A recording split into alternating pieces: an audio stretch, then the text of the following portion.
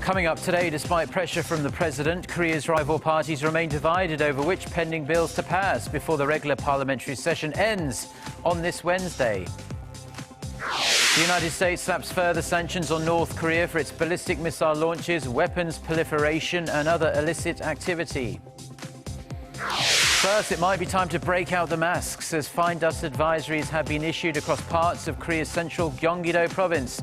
Stay tuned for these stories and more.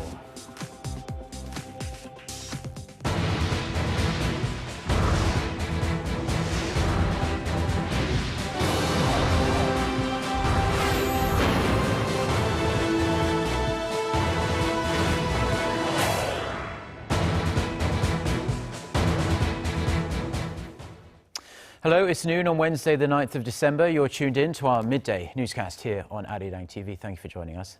I'm Mark Broom.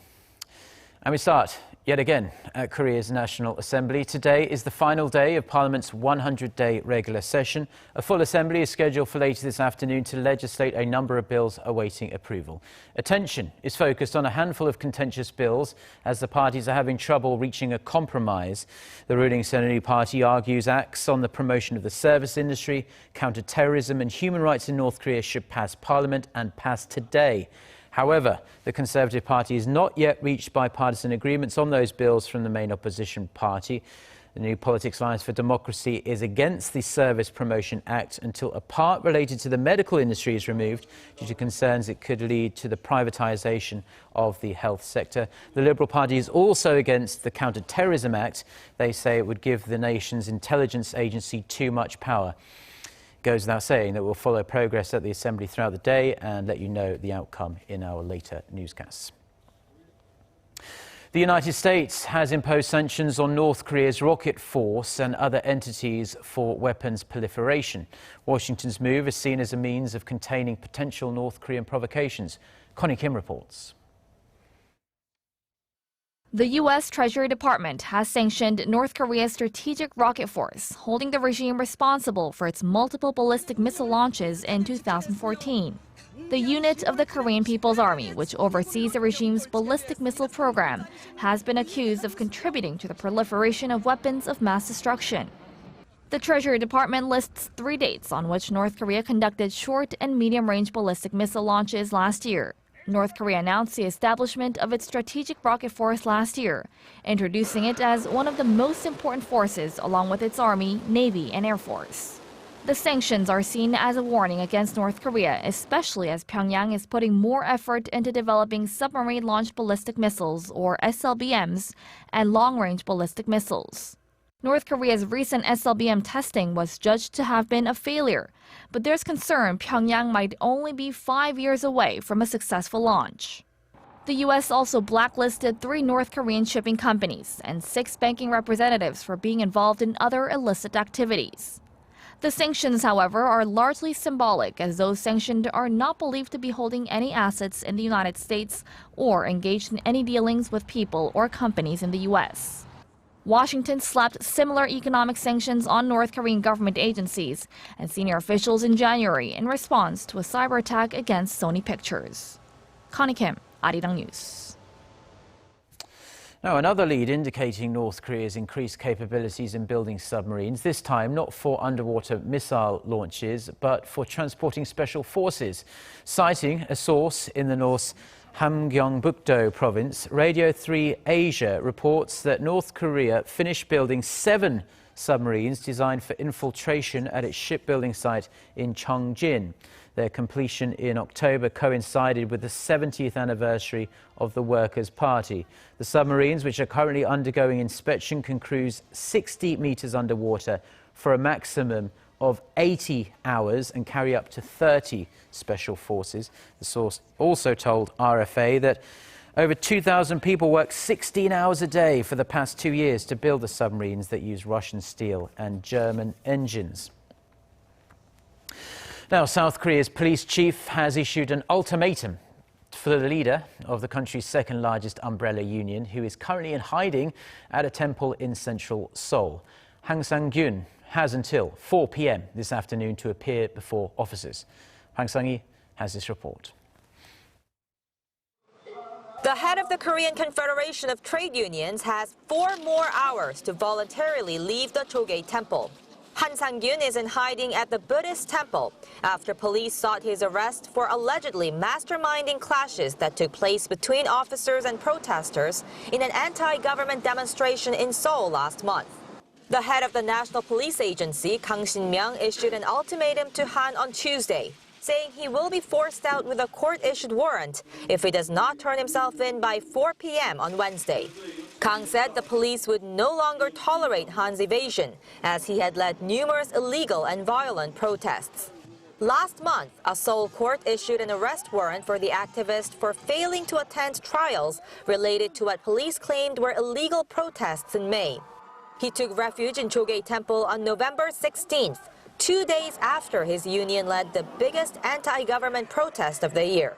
Kang has asked the temple to evict Han, while the defiant union leader has criticized the temple for isolating him, saying that Buddha wouldn't have forsaken the 20 million workers.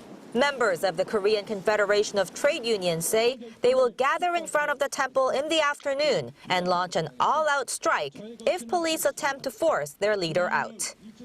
Hwang Sang-hee, Arirang News. Now, the price of Brent crude dropped below $40 a barrel on Tuesday, falling 1.2% to its lowest point in almost 7 years. The drop comes amid a general collapse in commodity prices. The U.S. benchmark, West Texas Intermediate for January delivery, which dipped below the $40 mark last week, got slammed yet again, tumbling to a fresh low of just $36.64 a barrel. Now, oil prices have been taking a hit from weak demand, the strong US dollar in which it is priced, and OPEC's recent decision to keep the pumps flowing at current levels. Prices have plunged more than 60% over the past 18 months from levels above $100 a barrel. Now, the carnage on oil markets reverberated around Wall Street as well. The Dow Jones Industrial Average and the S&P 500 closed down for their second straight session on Tuesday. Korea is pushing to remove or soften regulations that get in the way of fostering regional industries. According to authorities, the government is expected to release a new economic policy direction for the coming year next week. In addition to developing specialized industries in regions across the nation, Korea is also reviewing its plans to promote high value-added industries and help local manufacturers transfer production overseas.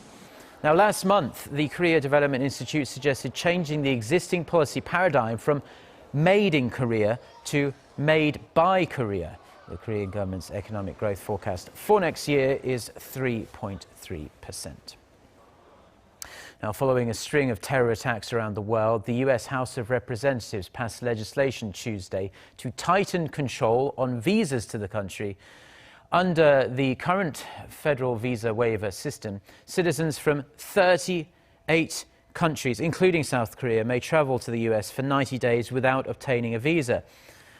Now, however, travelers from Iraq, Syria, Iran and Sudan, or those who have passed through those countries in the last 5 years, will be excluded from the waiver program. Also, all visitors will be checked against Interpol databases, while visa waiver countries will be required to issue travelers with e-passports containing biometric information. The American presidential hopeful Donald Trump has faced an onslaught of criticism after he called for Muslims to be banned from entering the United States.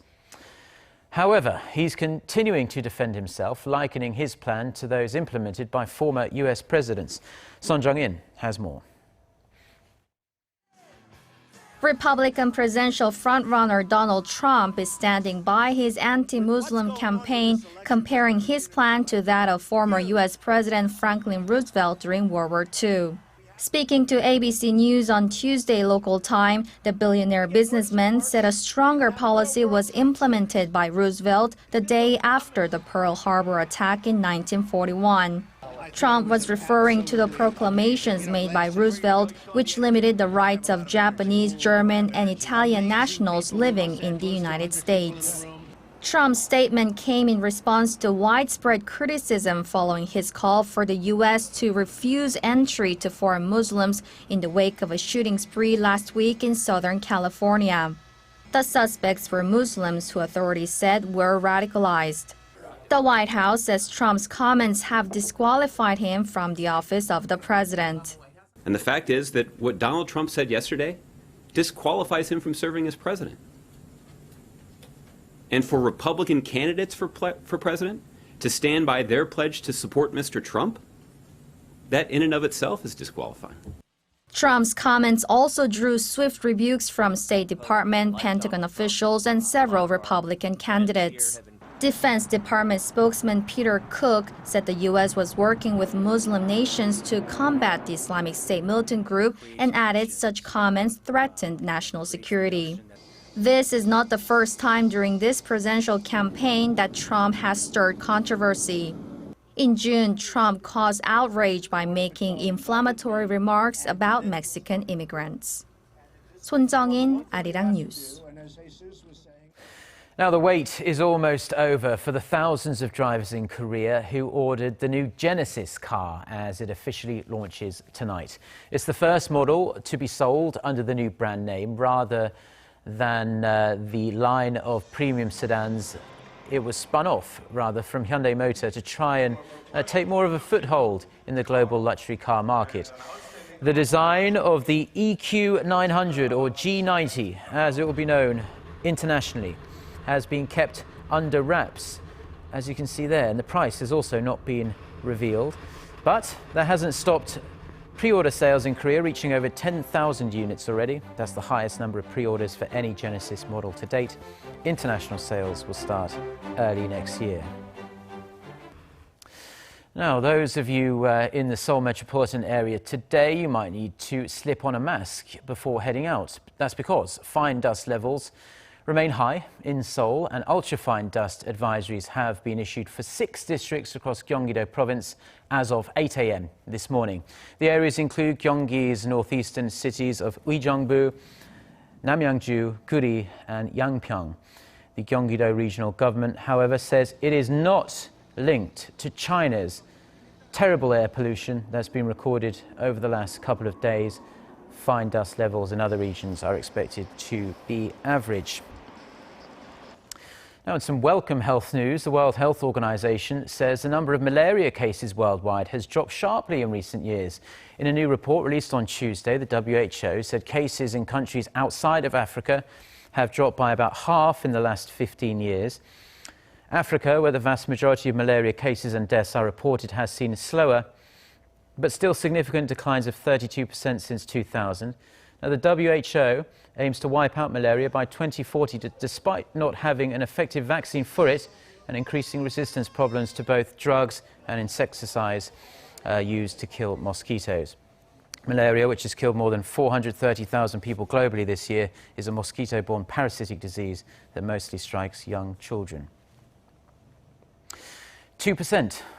1 in 50. That's the success rate of Korea's smoking cessation program. Since February, the Ministry of Health and Welfare and the National Health Insurance Service have tried to reduce the number of smokers by raising cigarette prices and offering the smoking cessation clinics. The bad news is that as of the end of September, nearly 70% of over 160,000 smokers who signed up for the program had dropped out. In response, Korea's health officials have lowered the smokers' out-of-pocket expenses for smoking cessation treatments from 40% to 20% from October. And those who test smoke-free 6 months after receiving treatments will also receive financial incentives. We're still no closer to knowing what caused last week's deadly fire on the Soho Grand Bridge south of Seoul. CCTV footage taken at the time of the fire has been released, but it hasn't backed up earlier suspicions a lightning strike was to blame. The bridge has been closed for almost a week as the blaze severed or damaged a number of cables. Lee Ji-won has this report. Last Thursday, fire damaged 3 of the Seohae Bridge cables around 6 p.m., but despite concerns lightning was a culprit, CCTV footage released Tuesday shows no evidence of this. The incident caused lamps near the 72nd cable, which snapped due to fire, to go out, but some did regain power within a few minutes. After reviewing the CCTV footage, the Transport Ministry and Korea Express Corporation still believe a lightning strike may have struck the bridge. However, the Korea Meteorological Administration says no lightning was evident at the time of the accident, nor was it visible on the CCTV. A joint government and private forensics team is still trying to establish the cause. Meanwhile, the bridge partially reopened starting Wednesday. One lane each from Songak Interchange to Haengdam-do Island is reopened, but roads to Mokpo City along with a rest area and gas station on the island will remain closed. Korea Expressway Corporation is continuing its work on replacing the 3 damaged cables and will partially reopen other sections on the 25th. 이지원, Arirang News.